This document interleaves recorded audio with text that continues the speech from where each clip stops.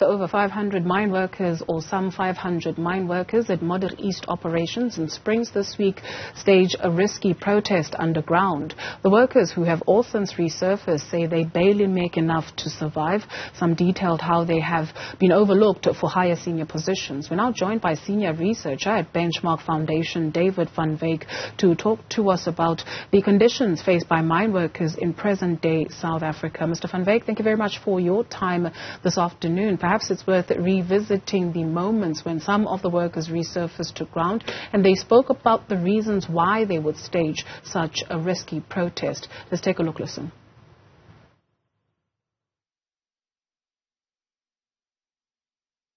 Since 2016, yeah, I'm 7 gold one.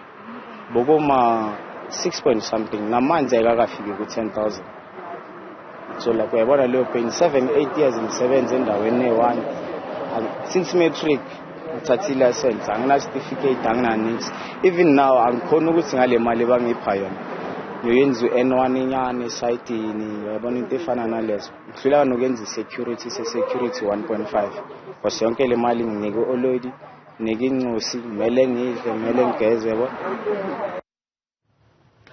David van Wyk, this gentleman is relaying how since 2016, having been employed by this mine, he's earned 6,000 rand or some 6,000 rand. Since matric, he's been working for them. He cannot even do a course at school to further his career or develop himself. He has to take care of not only himself but others as well in terms of his family with this meager salary.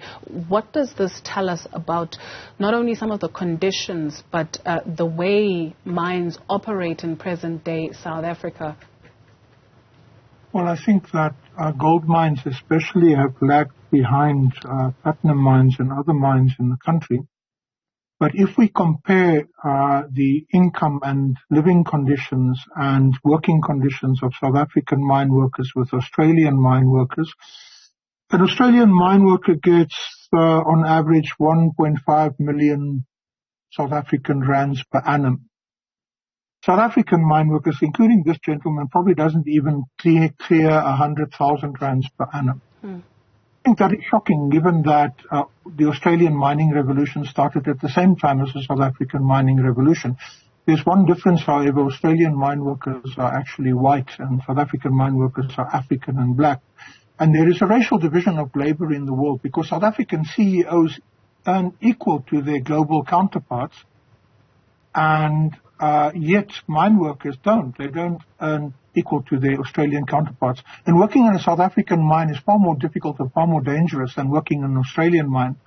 Australian truck drivers, also clear 1 million rands a year, and they drive exactly the same trucks as South African truck drivers do. So you can't say that those drivers are more skilled or that those mine workers are more skilled. Given the dangerous condition of ultra-deep level mines in South Africa, South African mine workers are actually far more skilled than Australian mine workers. So that argument simply does not hold. As for the cost of living argument that says, it's much more expensive to live in Australia than South Africa, that's pure nonsense. We are paying global prices for food in this country, and those prices are determined, for example, by the grain exchange in Chicago and so on. And yet we are earning South African salaries and wages, as our mine workers do. And, it's on the back of gold that South Africa was built, the infrastructure and so on that is here. But we see a degradation of work taking place in this country through labor brokering, subcontracting, union busting, and basically abusing people's labor rights in terms of the Labor Relations Act and their rights to belong to the unions of their choice.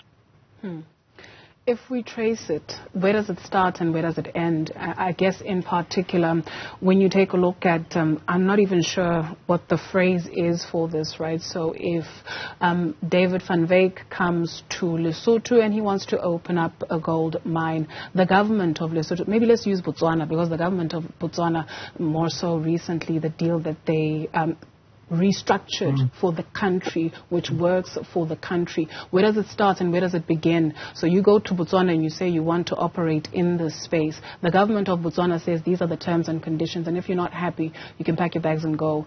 And so where does it start and end in South Africa? Who is meant to protect these workers? Because we can't even put unions in the picture. I think that in the South African context, we're very unfortunate that we've inherited a mining industry that we've inherited from colonialism and apartheid. In 1965, when Botswana became independent, they immediately took control of 51% of the diamond mining industry in that country. And with that, they have funded free education, they've sent children to school all over the world, and they have generally tried to use the resources that came out of mining for the benefit of their population. In Norway, they created a sovereign fund after they nationalized the oil industry in the 1950s, and they are now the country with the highest standard of living in the world because they used that sovereign fund to invest all over the world and then to bring that back to benefits for people in Norway itself. Now, within the South African context, we don't own our mines. Our mines are owned by global multinational corporations. And although we've got 80% of the world's platinum and platinum group metals, and we can easily establish a monopoly, we did not do that. And so we don't really get the benefits. And the companies that do mine the platinum evade taxes, they avoid taxes, so the government is not even getting the revenue that it's supposed to be getting. If we look at 1994, corporations in South Africa paid 49% corporate tax. Today they pay 21% corporate tax. And guess what? We, the ordinary wage earners, we now pay 49% pay as you earn. Add to that, the sales tax and everything else that we pay tax on. So we've reversed the situation. We've made the situation very favorable for mining investment in terms of tax revenue and so on, and very bad for mine workers and ordinary people in this country. We actually subsidize this particular industry. Then, of course, it's a shrinking industry because mining is not sustainable and it's not renewable. We should have used our resources when mining was at its peak to actually develop this country an economy beyond mining, because mining can't go on forever. Minerals come to an end. What then?